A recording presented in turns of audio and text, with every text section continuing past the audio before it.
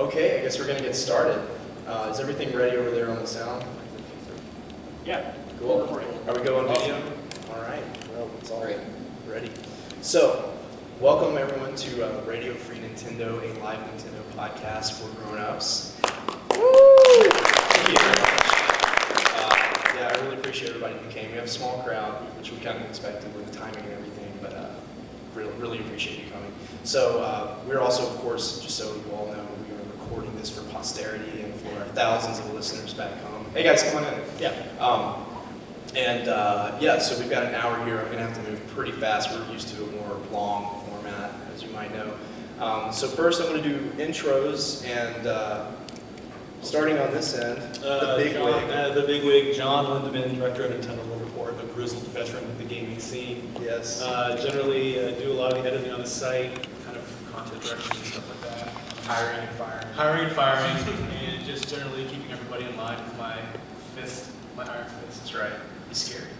All right. Yeah, Here we so go. I'm James Jones, I'm the feature editor at Nintendo World Report, which means I do nothing. And it's my job to make John think I'm doing things when I'm actually doing nothing. Actually, James does a lot of work that never produces anything you can. That's right, I do hundreds of hours of fruitless labor. That's right. He's done so many amazing features that you will never read. I'm your host, Jonathan Metz. I'm a contributing editor at Nintendo World Report. I've been writing and talking about Nintendo for 11 years, semi-professional, if I can say that. Might be going a bit far, but in 1999 started a website called Informant, which is a very small place. Most people don't remember it anymore. And in 2000, I joined the staff of Planet in 2000 with Billy Berghammer and some of these other guys, which later became Planet GameCube. In 2003, I took over that website and became director. And then in 2006, I stepped down from that and started to reduce my responsibilities, which eventually led me doing the podcast. So anyway, that's enough about me. Mike Splint, half-brainchild of the podcast. Co-founder. Co-founder, you can call me contributing editor, but I don't really do anything except show on the podcast every couple of, months. I was on all of them at first. Yeah, that's right. My name is Carl Castaneda. I started at PGC when I was 15, which made me the youngest staff member, which just led to a lot of really, just honestly funny jokes, really funny jokes. And I think it was a couple months after the podcast started when Mike and Evan were doing it. Some of you may remember a sports editor by the name of Stan Ferguson. He and I, true sports editor, oh yeah, totally. And he and I became really good friends, and we decided to record a one-off episode for RFN called Nintendo Pirate Radio that later really took over the podcast. Because when Mike and Evan decided to kind of shove the responsibilities on our laps, we took it over. It was really easy.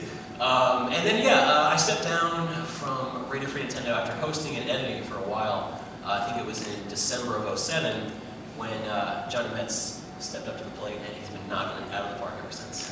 Yeah. And of course, I do want to acknowledge one person who's missing here in our normal lineup of 4 people is Greg Lay. He's a very good friend of ours. He edits the podcast. He lives in England, which makes it difficult to come to something like this. Unfortunately, we couldn't make it work out. But if there is a next time, we're going to try really hard to bring Greg in. He was really heartbroken, and we are too, that he can't be here.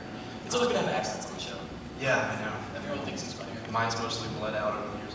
So, before we move on, I did want to acknowledge real quickly, most of you, it sounds like, are familiar with our show and probably know this, but there is a weird element to this that's beyond what it would normally be. Doing this in front of an audience is weird enough, but also not everyone knows this, I think, but we normally do our podcast over Skype. So John is in Georgia, James is in Virginia, I'm in Colorado, and then Greg's in England.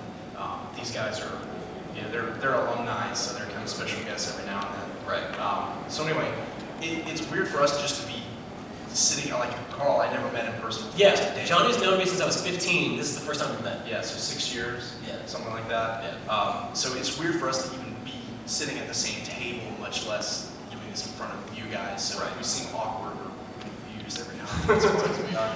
Just sexual tension, that's why. So we're going to get down to business now and talk about some damn Nintendo. All right.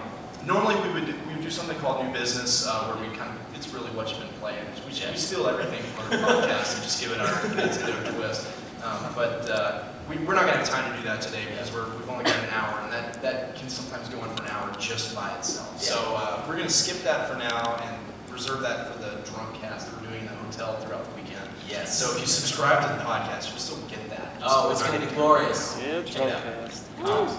So instead, I thought it'd be fun to do a feature that would work for not only the people in the audience, or not only the people who are new to the show, who might never have heard of us before, but also the people who are regular listeners. So it's a feature that we've never done before. It's kind of an obvious topic that we just never got around to talking about, and hopefully it'll be interesting. And when we get to the Q&A, which will be right after this, if you want us to follow up on any of these points, or if we have questions about different shades of the topic that we didn't get into, definitely bring those up. But I wanted us to talk about, well, the title that I came up with is Distinguishing Characteristics of Nintendo Games.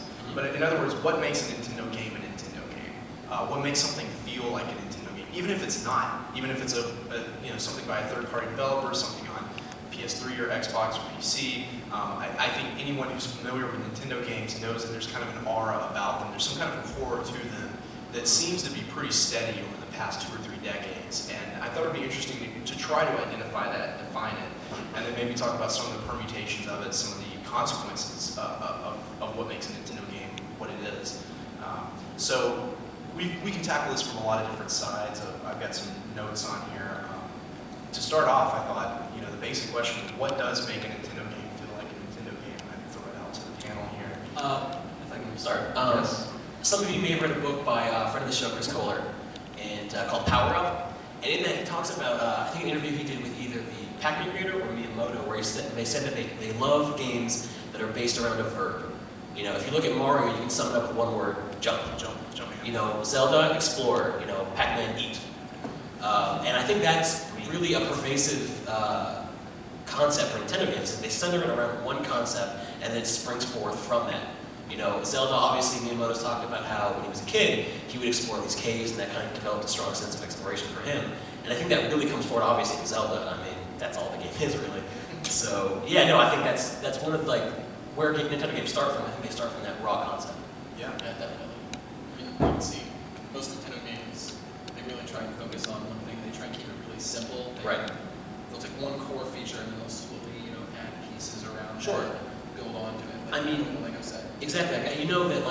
One thing that I think is so funny, and not funny, but really interesting, is that they talk about how they design their consoles. They design their consoles around games. They make up an idea of what they want a game to be, and they say, all right, how can we do this with our hardware? Which is really opposite, I think, to all the other hardware manufacturers, where you have Sony or Microsoft. They're just trying to make a bleeding edge machine that is going to be good for everything. But also they try to, especially with Sony, they try to always put hardware features in that are, Ancillary. synergistic with their other parts of the company and what they're doing. So they put Blu-ray player in the PS3, not because games really need an entire Blu-ray. I mean, maybe some do, but most don't. But it's primarily because they want to sell Blu-ray players and they want to sell that format and defeat HD DVD and stuff like that. So Nintendo really never have to worry about that with Nintendo. I agree. I mean, I think that really, Nintendo's R&D has to be made up of software developers. Right. It's software first, and then they make the hardware to fit around it. Games like Punch-Out, Super Punch-Out, Star Tropics 1 and 2, those were actually developed by the guys who now design Wii and Motion Plus. And That makes that makes sense. Yeah, they actually have hardware divisions that occasionally will create games. Right. So they're very attuned with each other. They build a whole console around a specific game. N64 was built to run Mario 64, and one controller was designed for Mario 64. Exactly. Yeah. I mean, Pretty much. you look at Wii Sports, and I mean, it's just it's like the chicken and the egg. What came first, Wii Sports or the Wii controller? Right. Yeah, that's a very good question. So you guys got into something that I had on my list, which is that there's always a nice combination of